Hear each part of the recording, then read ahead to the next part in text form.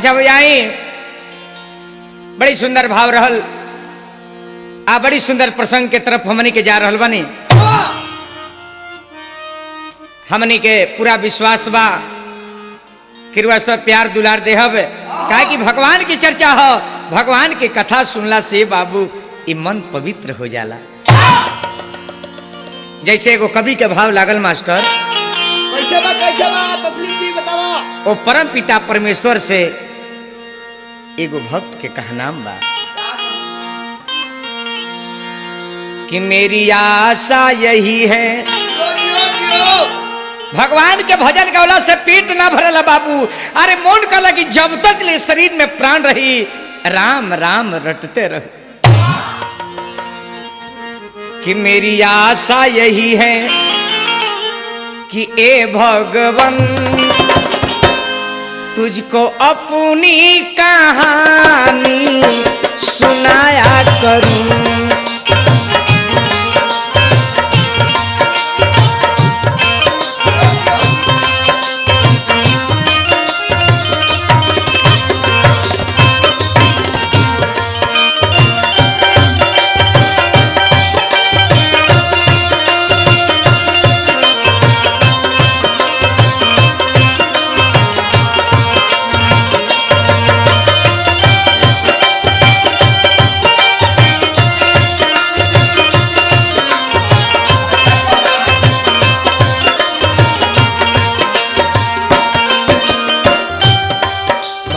प्रभु का कही हम अपना दिल के बात रहुआ से कहतनी। कहो कैसे भूला दूं तेरी चाहे को अपनी पलकों से झारूं तेरी राह को।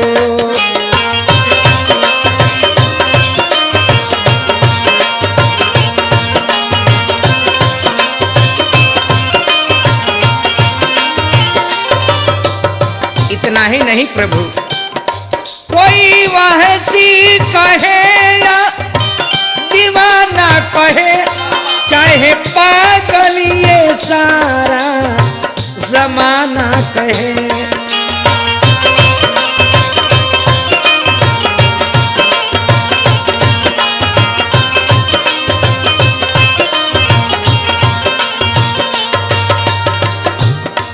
मेरे रोने पे तुझी को जो आए हंसी कहो रो रो के तुझी को रिझाया करूं।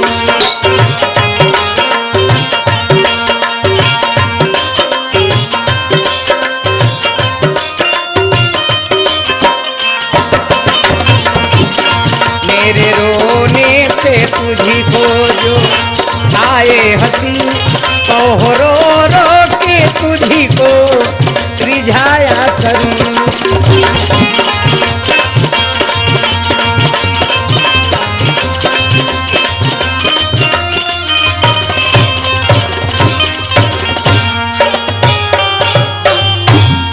आइए ने प्रसंग कहा बा जब धनुष टूट गई मातेश्वरी जानकी जयमाल भगवान के प्रदान कैली है, गाला में माला डलली है। अब देखी सबे बैठ के राय विचार विमर्श करता। रानी सुनैना कहली कि महाराज ई बरात हमरा अच्छा नहीं खेलागत। महाराज कहली कि रानी तू काहे कहतर वैसन बात अतना राजा। महाराज अरे कौनो विचार करी लगन पत्रिका बनवा के ये बबुआ लोग के घरे भेजवाई, इनका बाप महतारी के लगे खबर जाई आ विधिवत शादी होखे के चाहिए। अब ये सतानंद बाबा के बुलवा के अपना पुरोहित महाराज के लगन पत्रिका बनवा के महाराज जनक जी अयोध्यापति नरेश राजा दशरथ की यहाँ पाती जा रहल बा। एक पर कवि कहता बाबू अब बियाह आ गई तारकेश्वर लौकिक विवाह जैसे हमने किया परंपरा बा शादी होला। पाती लिख के जाता है बेटा की यहाँ तलिखी पतिया राजा जनक पेठावेले।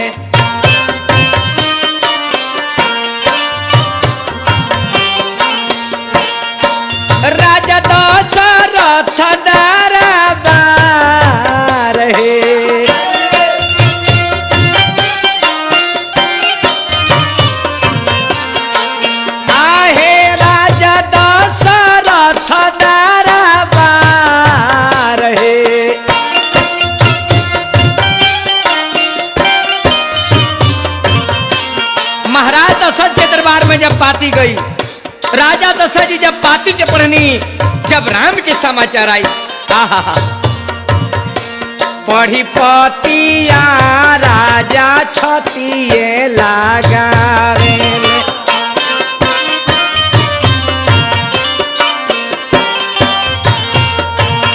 बड़ा शुभ लिखल समाचार है,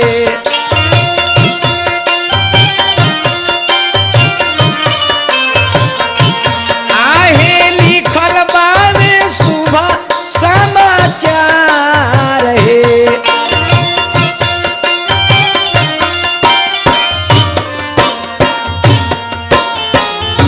ए बाबू जब राजा ये पाती के पढ़ले हो, पूछाइला धावन से कि हमरा बेटा राम के समाचार कहो। धावन कल की महाराज राउर बेटा श्री रामचंद्र जी मिथिला में जाके भगवान शिव के धनुष के तुल्य बानी, ई राजा के पाती आइल बा, महाराज बरात लेके चलल जाओ, उन्हें से बहू लेके आवल जाओ। अब यह राजा दशरथ जी लगन से 27 दिन पहले बरात साज के मिथिला के जा रहल बानी। तारकेश्वर विचार करो, कैसे कैसे दुल्हा बानी ससुराल में, आप बारात जा रहल बा, जावना बारात में दुल्हा नहीं खे।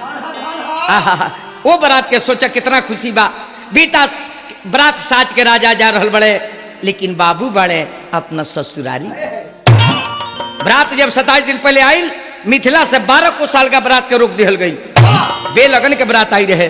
कामला नदी के किनार पर बारात के पड़ाव डालल गई, वही जेगो बिमला शहर बसावल गई, 14 गो भवन बनवा के राम लक्ष्मण के वो बारात में बुला लिहल गई। अच्छा अच्छा एने से भरत शत्रुघ्न गई बड़े, चारों भाई के वही जी सेटिंग कल जाता, शादी के गानना मन्ना बैठावल जाता। तब महाराज दशरथ जी कहने की सरकार, अरे एगो बेटा के शादी हुई, 4 गो बेटा के शादी हुई, का 4 जगह शादी हुई, एक जगह सेटिया जाओ, ई तब विचार मिल गई, तब व्यवहार मिल गई। अरे विधि हो विधि। अब यह चारों भाई राम के वही बिमला नगर में तिलक चढ़े जा रहल बा। कैसे कैसे अब आ जाए लौकिक विवाह में, वाह वाह वाह। जन हमन किया के परंपरा बा, खास करके भोजपुरिया परिवार में, वाह जी वाह। तो कैसे हमन किया मंगल होला। कैसे सखी लोग आवता, तिल कहरू लो आइल बा,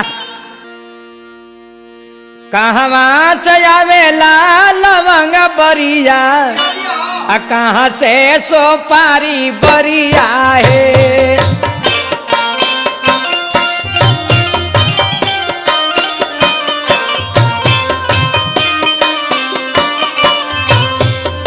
अब कहवा से अइले तिलक हरू, तिलक लिहले खार भइले,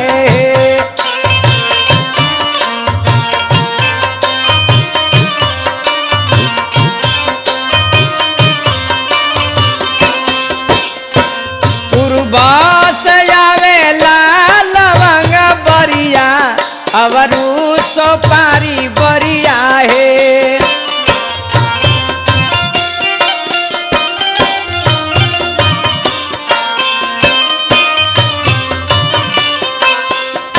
अब मिथिला से अइले तिलक हरू, तिलक लिहले खाड़ भइले,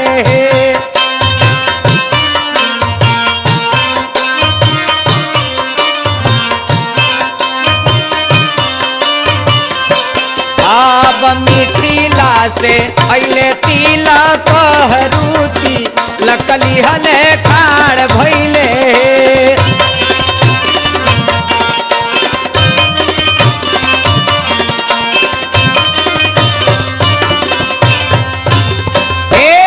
यही बात का हमने किया बिहार में, हमने किया के माता बहन कैसे गावली, यार भोजपुरिया लगा लो कैसे गावल बाबू, कैसे कि गाई के गोबर महादेव आंगना लिपाई है,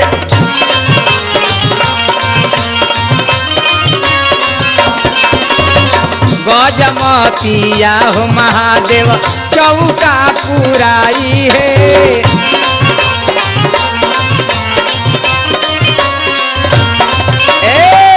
अनेक प्रकार से तरह तरह से हमने के बिहार में भोजपुरी भाषा में हमने के माता बहन गावेली। कैसे कैसे और ही गावता लो, कैसे गावता लो कि आज मोरा राम जी के तिलक आयो।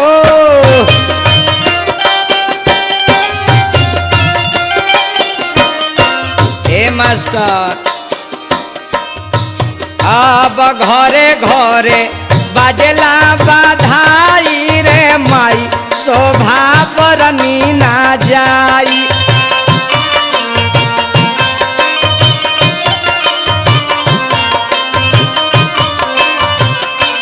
आज घरे घरे बाजला बाधाई रे माई शोभा बरनी ना जाई।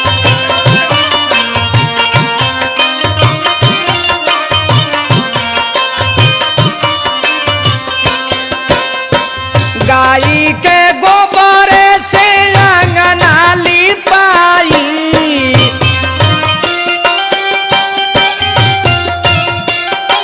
ए मास्टर अब गजमती चौका पुराई रे माई शोभा बरनी ना जाई।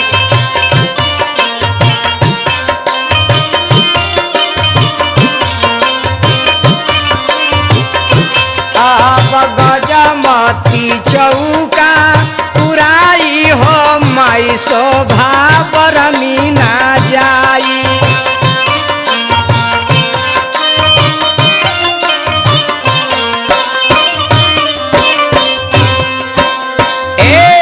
यही बात के कुछ और ही सखी लोग कहता। आराम चारो भाई आंगन में विराजमान बानी तिल कहरू लो सबे स्थान धके बैठल बा। तले औरी का गाओ तलो कहत लो सखी लो हमने किया बिहार के कैसे कहेला लो। अरे चंदन संहार चौका बैठिए रामचंद्र दुल्हा।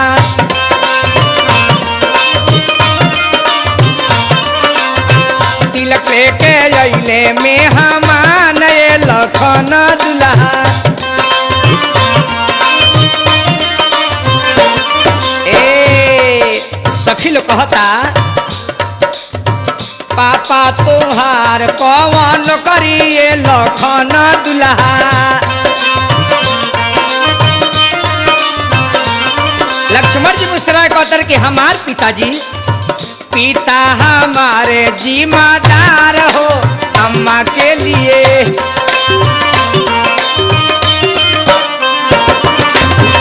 पिता हमारे जिम्मेदार हो अम्मा के लिए।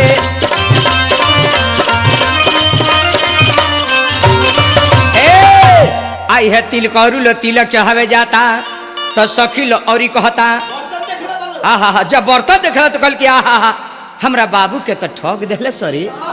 भोजपुरी भाषा में कैसे मेहरारू कहली सन।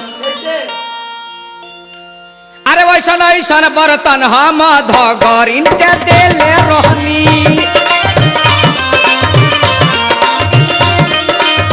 बाबू के नार के कटाई जी।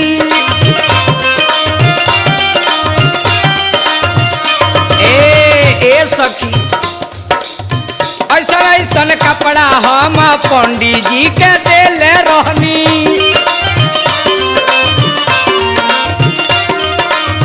बाबू के नाम के धराई जी बाबा। आहे बाबू के नाम के धराई जी।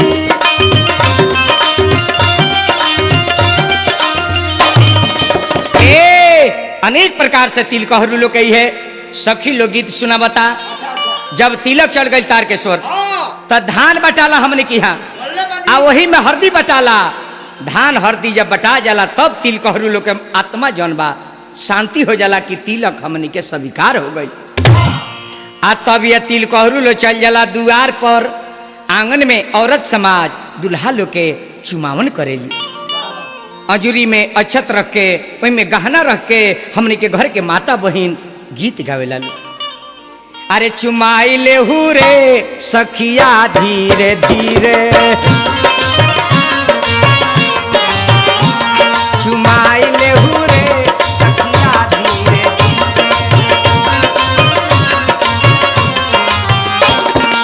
ए मास्टर पहिला चुमावन आमा चलली स्वागत में हीरा लुटाए देहु रे सखिया धीरे धीरे चुमाई लेहु रे सखिया धीरे धीरे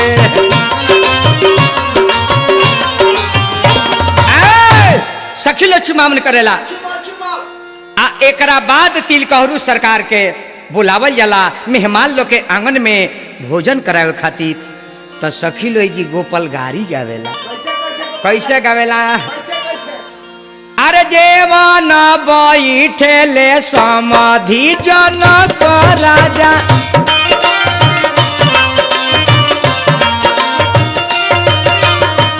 ए सुमन भाई एकरा के गोपाल गारी कहल जाला जेवन बैठेले समाधि जनक समाधि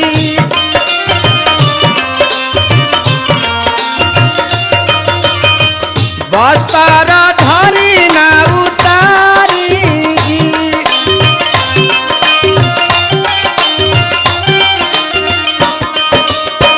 सोने के थारी में जेवाना परोसला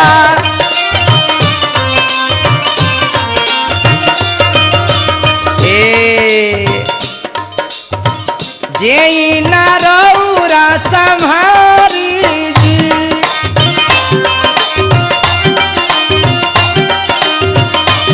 मास्टर भतवा परोसत समाधि दशरथ राजा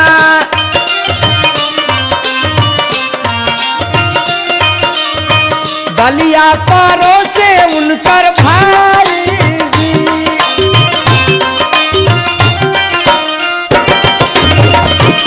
आहे दलिया परोसे उनकर भाई जी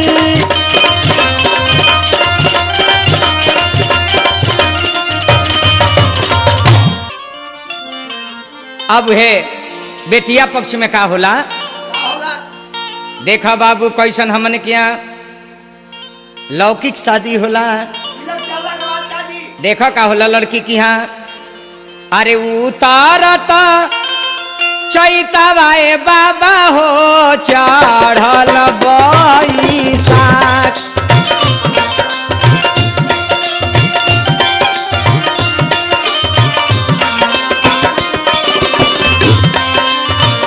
बन पैसी कटी है बाबा हरिहर बास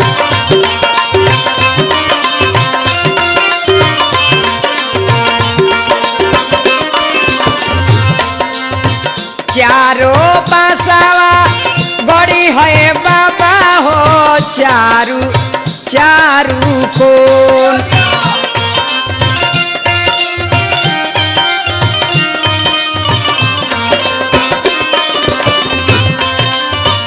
एक बासावा गड़ी है बाबा बेदिया के बीच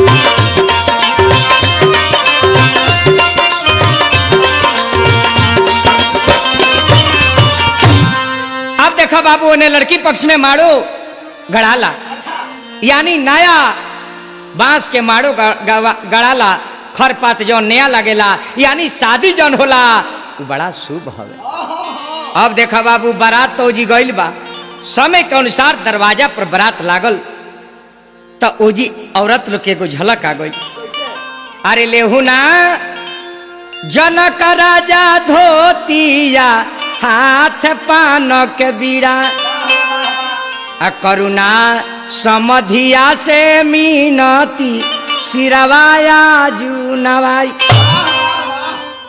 ये द्वार पूजा होला यानी द्वार के पूजा होला दुल्हा सरकार को जी बैठाओ जाला चौका पर आ तब बरात जनवासा में जाला लड़की पक्ष से धुरछक के पानी जाला आ लड़का पक्ष से लड़की खाती नहवान के कपड़ा आवेला कैसे कैसे सीता तब बाबू तनी एजी भाव देखो जानकी जी के नहवान होके जाता कैसे कैसे तो सखी लोग कहता आहा ई गाना जब होला औरत लोग आवेला सुमन भाई इस शरीर जौन बा रुआई खड़ा हो जाला।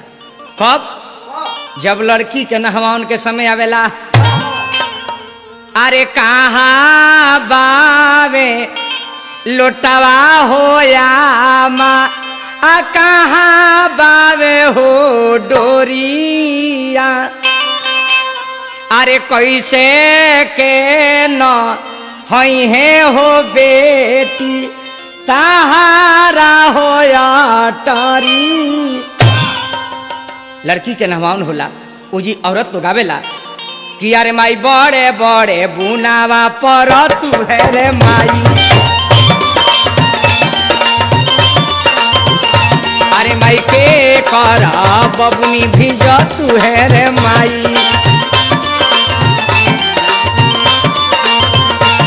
सुने नारानी के धियावा भिज तू है रे माई। ए लड़की के जब नहवान हो जाला तब आंगन में भसुर जी के बुलावल जाला, यानी दुल्हा सरकार के बड़ भाई के बुलावल जाला। ये है। बड़ भाई राम जी के केहू ना रहे। आहा, कुल गुरु वशिष्ठ जी के लड़का वामदेव जी गुरु हथे काती आंगन में पहुंचल बानी। जिया जिया। आहा त सकी लोग कहेला वहू जी गोरियाइए देला लो, हाँ जी हाँ। यानी भसु लोग गुरहथनी करेला। आ भसु लोग जब चल जाला तो आंगनवा में दुल्हा सरकार के बुला के आरती उतारल जाला कि अइले सुने ना के आंगनवा पहुनवा राज।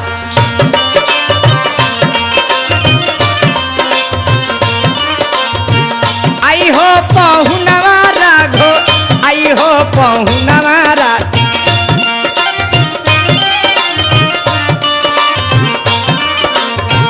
अइले सुने ना कि आंगनवा पहुनवा राघो।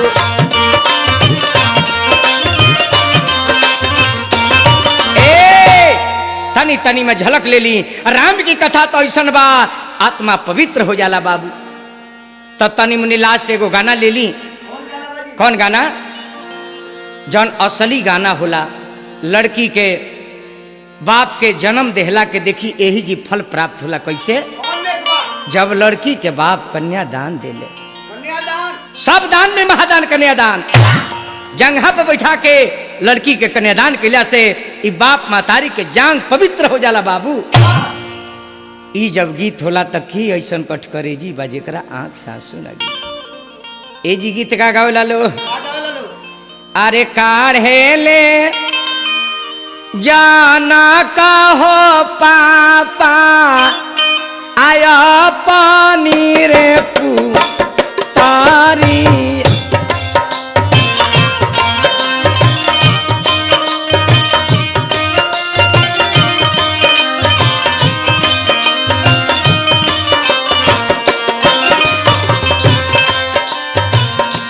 देखे ले सा जाना हो लोगावा गिरे ले मुरुरे छाइया।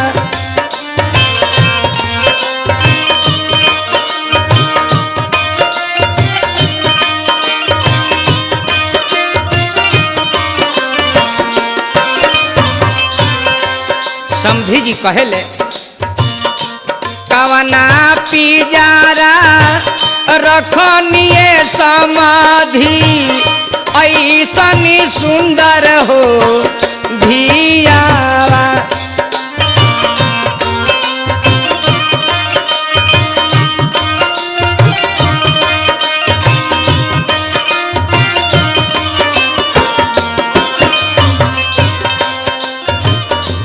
रोवेले जो न कहो राजा नैना ढोर हो लोरावा।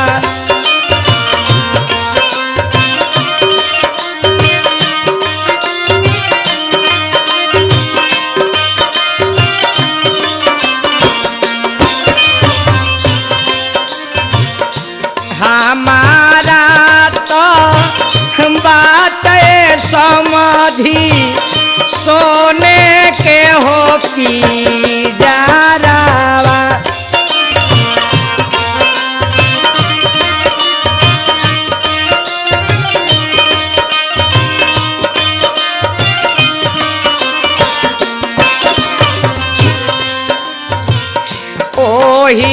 पिजारा रखनिए समाधि ऐसनी सुंदर हो धियावा।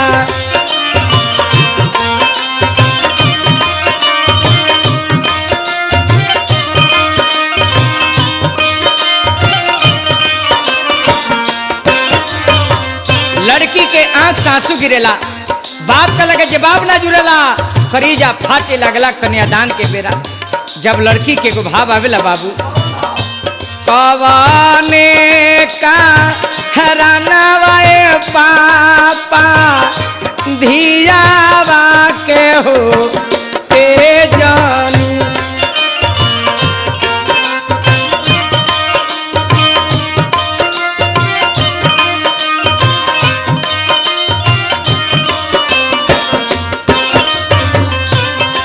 बाप कहले कि बेटी हम का करी, दुनिया के रीत बेटी तहारा संगे हो कईनी।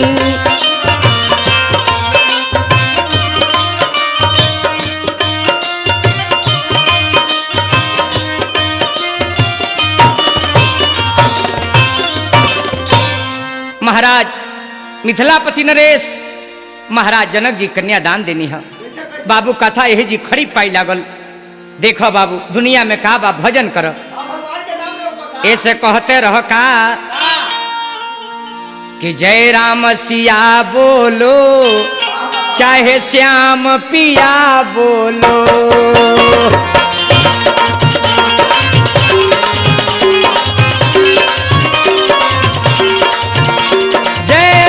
सिया बोलो चाहे श्याम पिया बोलो है।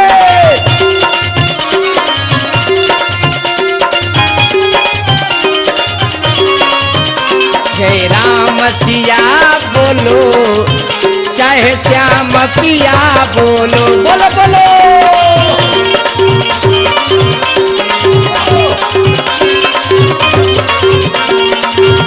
जय राम सिया बोलो चाहे श्याम पिया बोलो।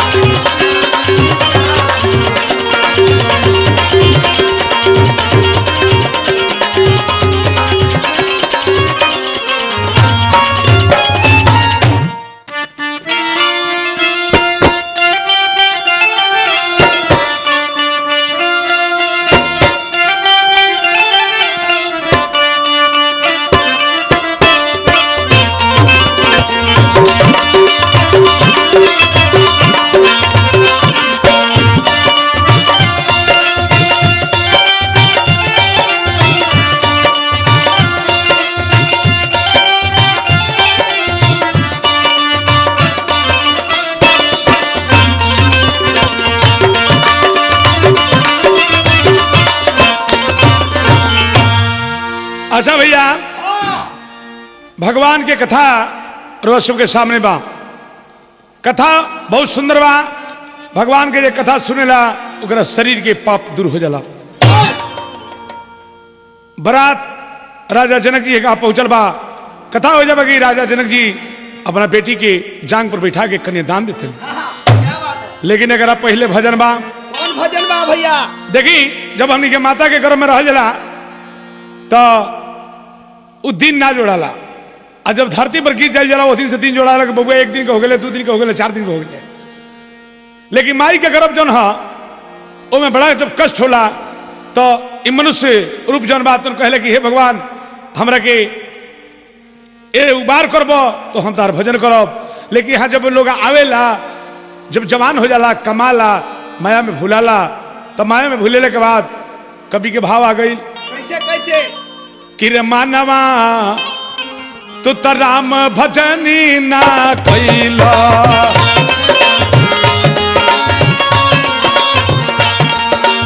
मानवा राम भजन ना कैलो, मानवा मानवा तू तो राम भजनी ना कैला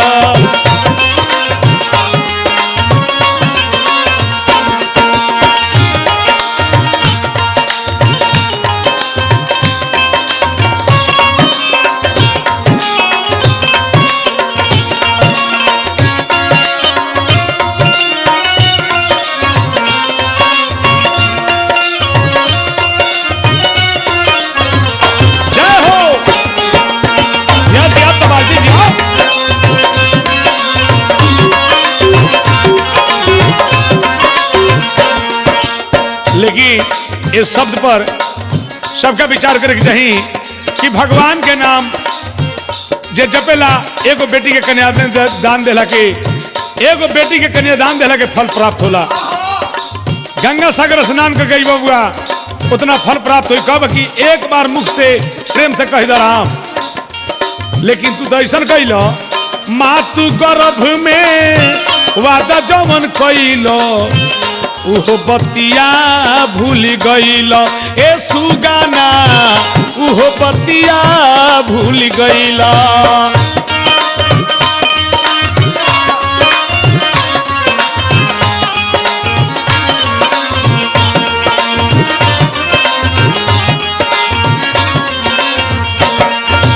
ए माँ तू गर्भ में वादा जवन कैल उहो बतिया भूल गईल ए बबुआ उहो बतिया भूल गईल। माया के नगरी में आइल रसुगना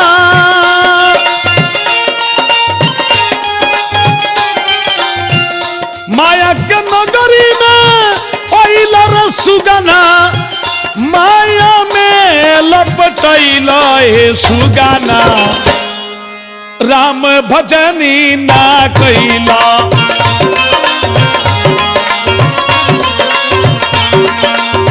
राम भजनी भजनी राम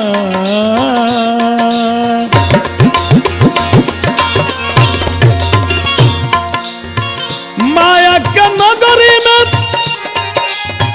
ओइल रसुगना माया में लपटैल हे बबुआ राम भजनी ना कैल।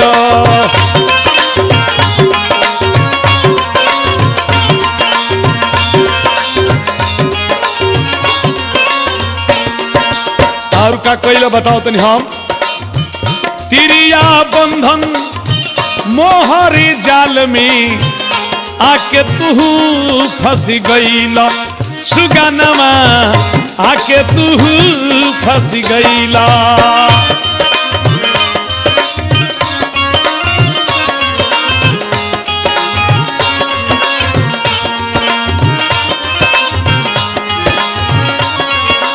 ओ तिरिया बंधा मोहरी जाल में आके तू फंस गईला ए सुगबा आके तू फंस गईल। और का कइल तिरिया के आगे ओ माई बाप के हो तिरिया के आगे ओ माई रे बाप के तू काहे यो भूलैल किशोर जी हरि के भजनी ना कैल रे मानवा हरि के भजनी ना कैल।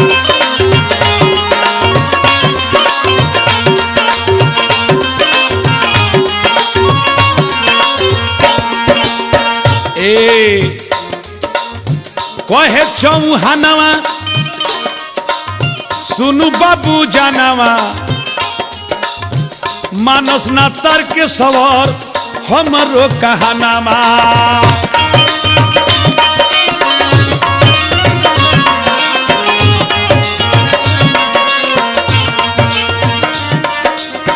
श्याम बिहारी को भी कहला लकारी के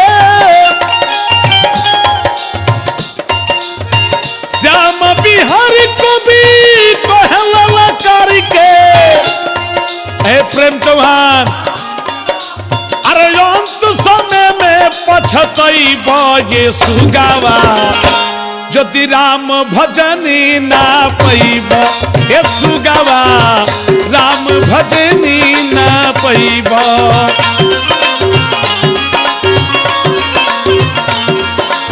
श्याम बिहारी कोहेला करके अंत समय में पछतैब ये बबुआ राम भजनी ना पैब ये सुगवा राम भजनी ना पैब ए बाबू राम भजनी ना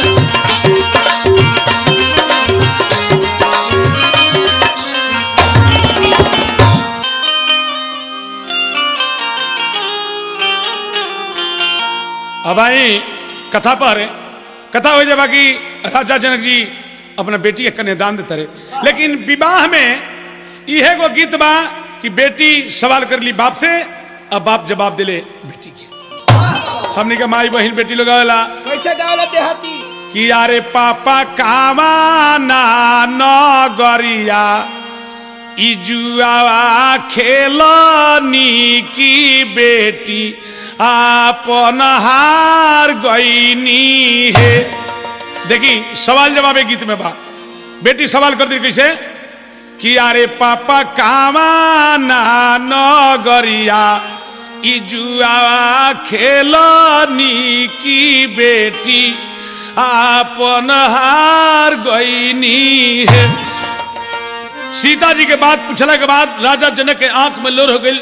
बेटी के बात सुन के बाप कहले कि बेटी हो अयोध्या नगरिया इजुआवा खेलनी की बेटी आपन हार गईनी है।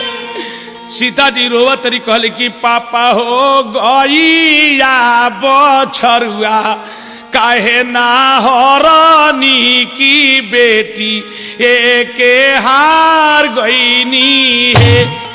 इतना बात सुन के राजा जनक का मन थोड़ा कल जाता है और आंख में भरल लोर होता। कल की बेटी हो गईया बछरुआ ए घर के लक्ष्मी तो तू बेटी पाहुनवा बारू है। पाहुन के नाम सुन के बेटी सीता के और आंख में लोर हो गई। अपना बाप राजा जनक से कहली कि पापा बेटावा अरे पापा बेटावा पतोहिया काहे ना हरनी की बेटी एके हार गईनी है। राजा जनक जी कहले कि बेटी हो बेटा ओ पतोहिया ए घर के लक्ष्मी तो तू बेटी पाहुनवा बारू है। सीता जी कहली कि पापा अरे पापा किया हो मचोरा निसे चटनी की पग डूबावत रहनी है। राजा जनक आंख में लो लेके कहले कि बेटी हो नाही तू चोरनी ना चटनी दुनिया के रीति हम कैनी है। बाबा कन्या दान देनी। अब दुल्हा सरकार को बुलाओ जाता सखी लोग आवेला कैसे कैसे आंगन में गावल तारकेश्वर जी केगा कि जब राजा रामचंद्र आई ले जाना नाम में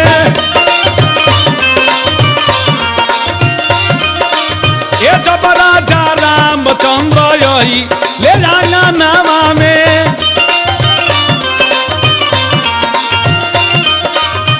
सखी लोग भाव रघुमारे जी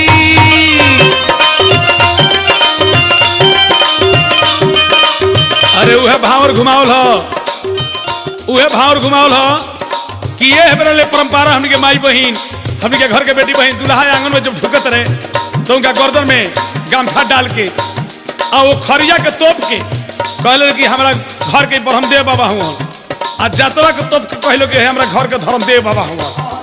उहे परंपरा चले आता तारकेश्वर जी। जब राजा रामचंद्र यही निया गाना लावे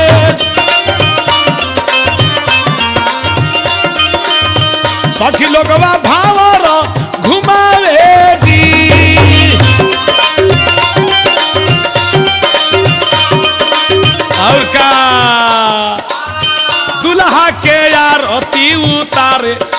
सखिया हे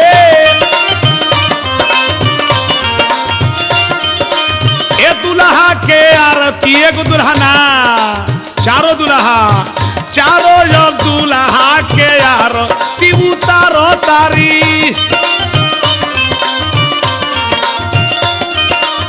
तब का होला कि सखी लोग धोती चुनिया रे जी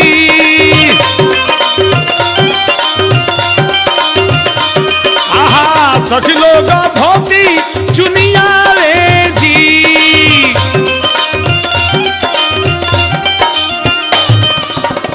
बाबा कन्यादान देनी दुल्हा के धोती बना गई जबले बाबा कन्यादान दिले तो दुल्हीन दहिने रही दुल्हन के हाथ दुल्हा के हाथ में दुल्हन के हाथ यानी चारों हाथ माई के हाथ बाबूजी के हाथ दुल्हा के हाथ दुल्हन के हाथ जब इकट्ठा हो जाला अरे बहुत विधि होला उतना समय ना ही बा भैया कि विधि पूरा पूरा हम सुना सकी लेकिन जब कन्यादान हो जाला तो दुल्हन बामे आएली तब माई बहन लोग गौर घर के गावेला कि चिटकी सा नूरावा या दुल्हा जीवन के आधार है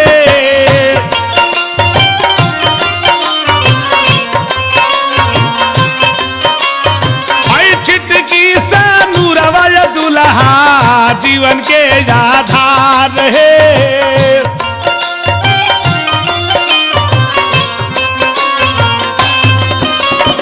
अरे सिंदूरा लगई है ये दुल्हा सोची विचार है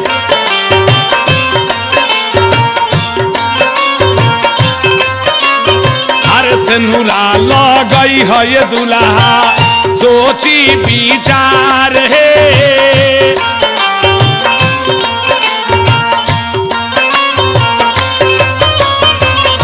आज से ये लोई की के तोहरे ऊपर भार है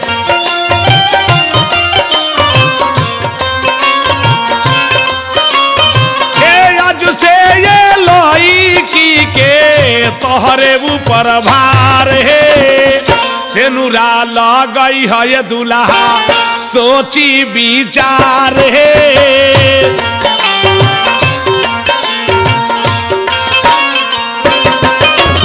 अरे सेनुरा लगई है ये दुल्हा सोची विचार है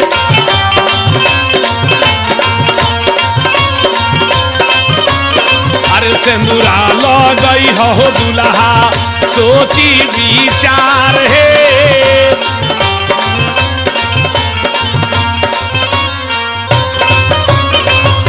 देखी भोजपुरी में कहा जाला एगो हमनी के माई बहन बेटी गीत गावेली ई सोच वाली बात कि सेनु दर बराबर सेनु दर अपना माई बहनिया के सेनु दर काहे कह जाला दुल्हा के तो बहन से मजाक हो सकता लेकिन माई काहे कह लो बहुत मार्केबल बात हमको सुनाते रुआ के रामा कैसेट कंपनी के माध्यम से कि सेनु दर बराबर सेनु दर अपना माई बहनिया के सेनु दर ऐसे कहले लोग ए दुल्हा जाओ ना लड़की के रुआ मांग में सेनु दर जाते नहीं रुआ बहन से एक इज्जत कम निखे अगर वह सामने रुआ बहन के कोई प्रतिष्ठा लूटे के चाहते हो अपन गर्दन कटवा के ओकर प्रतिष्ठा बचवा ले ओकर गर्दन काट ले वही गए लड़की पर के आंख उठावे तो ओकर गर्दन काट ले रुआ एक प्रतिष्ठा रुआ बचाव के जिम्मेदारी राउर बा ई तो बहन के हो गेला माई काय कहले लो ए दुल्हा इहे लड़किया ऐसा बड़ी आइले कुंवारी रहिया इनका मांग में सिर पर जी ते देवी हो जिए एगो लड़का हो जाला तो माता हो जाली नारी के बहुत रूप होला इहे लड़किया अगर तू बीमार पर जीवा खटिया पर से उठे उठे ना पैब तो ई लड़किया महतारी के रोल धारण करके तहार सारा क्रिया कर्म कदी है तो सेनुरदार राम जी हो सेनुरदार सेनुरदार राम जी हो सेनुरदार अब सीता जी के मंगिया में सेनुरदार अरे सेनुरदार लक्ष्मण हो सेनुरदार सेनुरदार लक्ष्मण जी सेनुरदार उर्मिला जी के मंगिया में सेनुरदार अरे सेनुरदार भरत जी हो सेनुरदार सेनुरदार भरती हो सेनुरदार अब मांडवी के मंगिया में से नूरदारा के दुल्हा बा अरे से नूरदारा सतरहन जी से नूरदारा अब से नूरदारा सतरहन जी से नूरदारा श्रुति कृति के मंगिया में से नूरदारा चारों भाई यानी चारों दुल्हा चारों दुल्हन का मांग सजोले उस शोभा देखी फूल के प्रसा प्रसाता बोली चारों दुल्हा सरकार की चारों दुल्हन सरकार की। अयोध्या में खुशी जनकपुर में खुशी दोनों दरबार में खुशी हो गई दोनों पार्टी खुशी में बा एगो गीत आ गई। कैसे कैसे भजन बा का कौन भजन है तारकेश्वर बाबू कैसे बा वह भजन बा कि कहाँ केहू रहल बा सही बात बा सही बात बा देखी सही बात कहेला ओकरे नाम तपेश्वर चौहान हो का जी का कहाँ केहू रहल बा अरे धरतिया परा के जी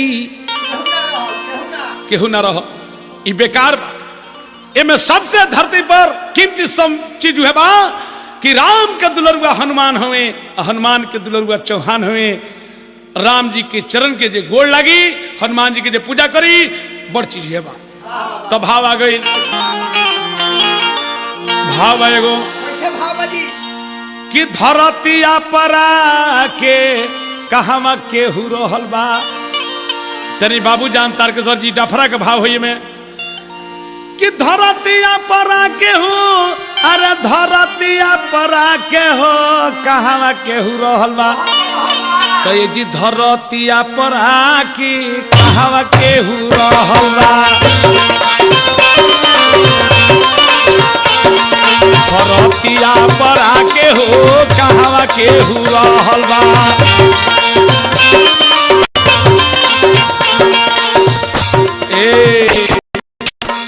बड़े बड़े संत गईले भभूति रमा के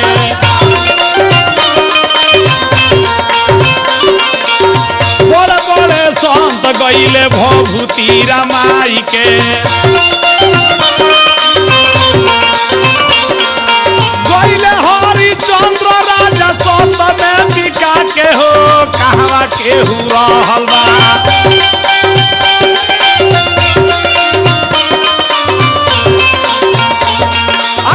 हरिचंद्र राजा स्वत में बिका के हो कहवा केहू रहल बा धरतिया पर आके हो कहवा केहू रहल बा धरतिया पर आके हो कहवा केहू रहल बा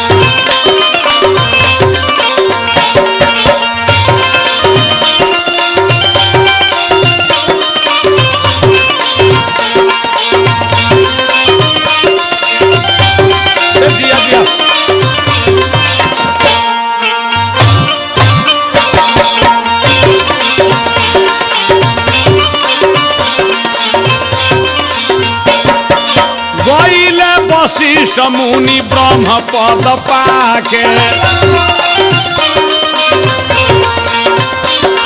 अरे गईले वशिष्ठ मुनि ब्रह्म पद पाके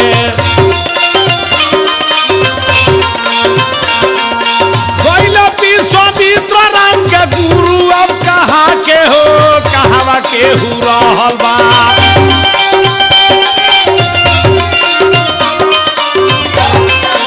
अरे डफड़ा के भजन नाचे गाओ जाला अरे पहला विश्वामित्र राम के गुरु अब कहा के हो कहवा केहू रहल बा धरतिया पर आके हो कहवा केहू रहल बा धरतिया पर आके हो कहवा केहू रहल बा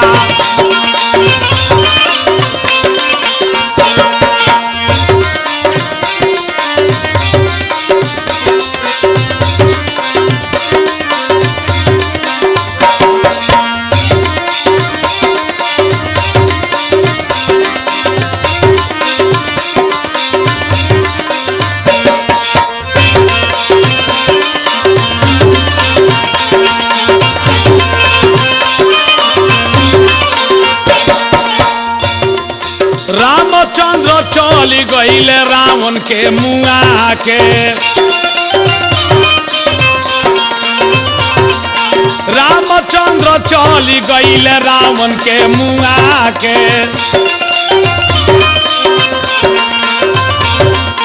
गईले होई कन्हैया महाभारत रचा के हो कहवा के हु रहल बा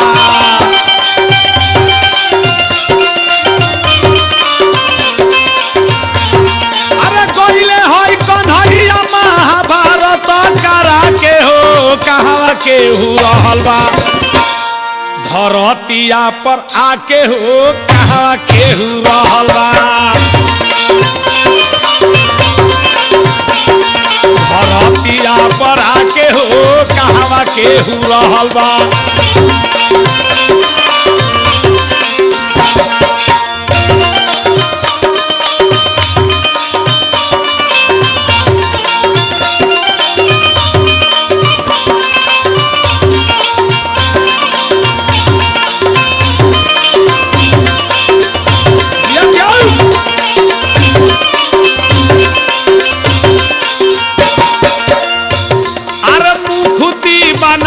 बबुआ हरि गुनावा गा के अपन मुखती बना लो तनी प्रभु गुनावा गाई के न त का तू पैब पाछे पाछताई के अरे का तू पैब सुगाना पाछे पाछताई के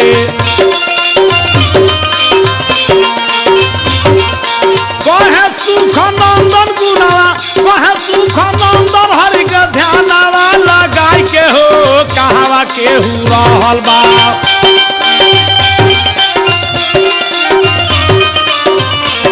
अरे कहे सुख नंदन हरि में ध्यानवा लगाई के हो कहवा के हु रहल बा धरतिया पर आके हो कहवा के हु रहल बा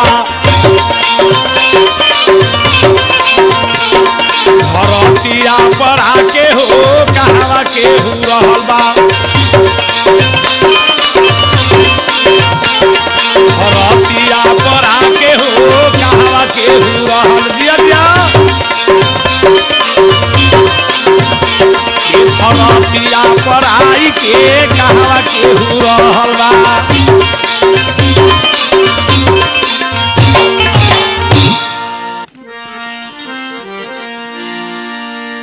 अरे जमुना किनारा कन्हैया के कहता जी सब सखी लोग कहता एकरा से कि हे कन्हैया तू बेवफा तुझ में जड़ा कदरदानी नहीं यह काली घटा किस काम के कान्हा जिसमें बूंदो भर पानी नहीं ये सावली सुरतिया किस काम की जिसमें राधिका रानी नहीं अब हे कन्हैया तू बेवफा हो तुझ में जड़ा कदरदानी नहीं। जब सखी लो जमुना के तट पर जाओ कदम के डाढ़ देखे तो कहे कि ये सखी हे कदम के डाढ़ पर कन्हैया हम के सड़िया चोरा उतरले हैं गैले तो कह गईले कि हमारे रास रचा उतरले साड़ी चोरा उतरले तरह तरह की लीला करते ले कदमिया के डढ़िया देखला के बाद कौन ऐसा बात होला कि जब आदमी के आदमी देखेला तो वो बात याद पड़ जाला। तो कदमिया के डढ़िया देखला के बाद सखी लो आपस में आगा होता तब भाव बा कैसे बा कि जमुना किनारावा एक कन्हैया कि रोवेली ब्रिज नारी कियारी काहे तू रोलो हे बान मारी यारी काहे तू रोलो यारी काहे तू रोलो आई हो बनवारी यारी काहे तू रोलो हे बनवारी।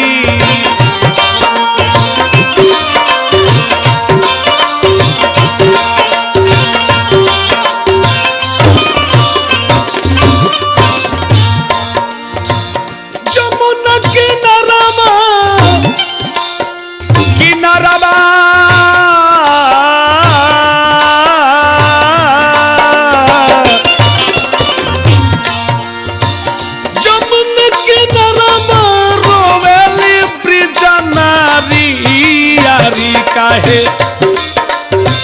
यारी काहे तू रोलो एहो बनवारी यारी काहे तू रोलो ए बनवारी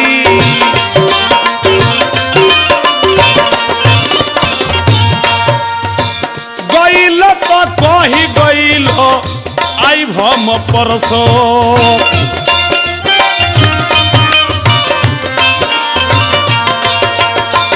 रहिया खोजत दिनवा बीत गइले बरसो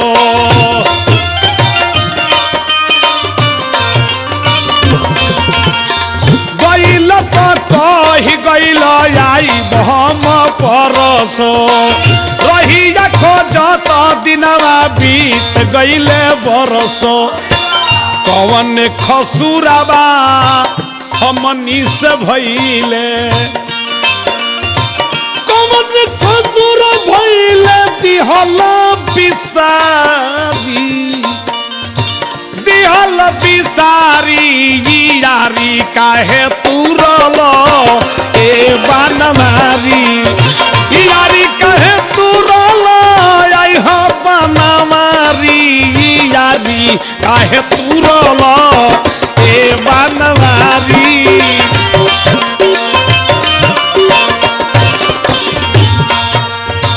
बचपन के नैया कैसे भूलैला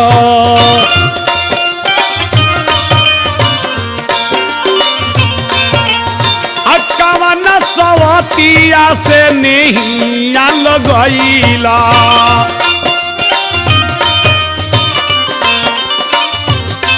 विशेष दुख केकरा रहे राधिका ये ललिता के काहे बिसरैला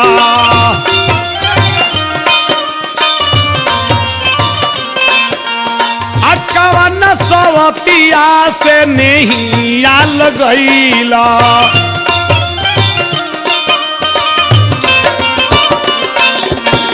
कवन ये गुनावा हमनी से भइले आखिर कहे हमनी के दिहला तू बिसारी यारी काहे तू रोलो ए बनमारी यारी काहे तू रोलो आई हो बनमारी यारी काहे तू रोलो ए बनमारी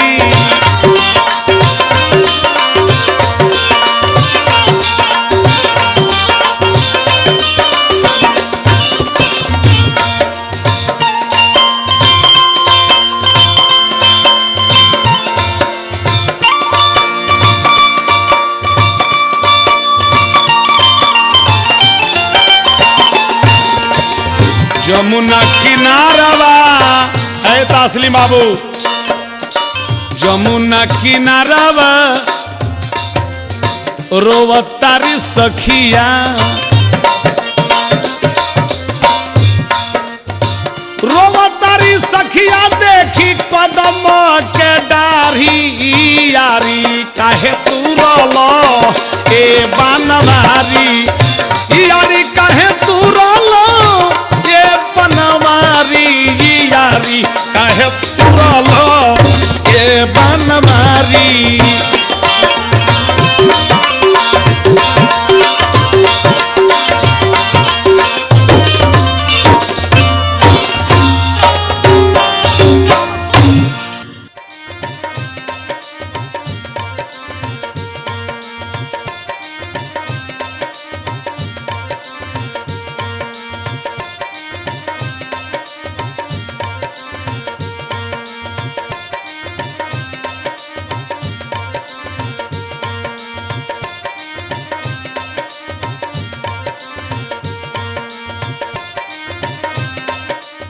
अरे सोनवा ए पगले सोनवा के हो के अरे व्यापारी रे सोनारवा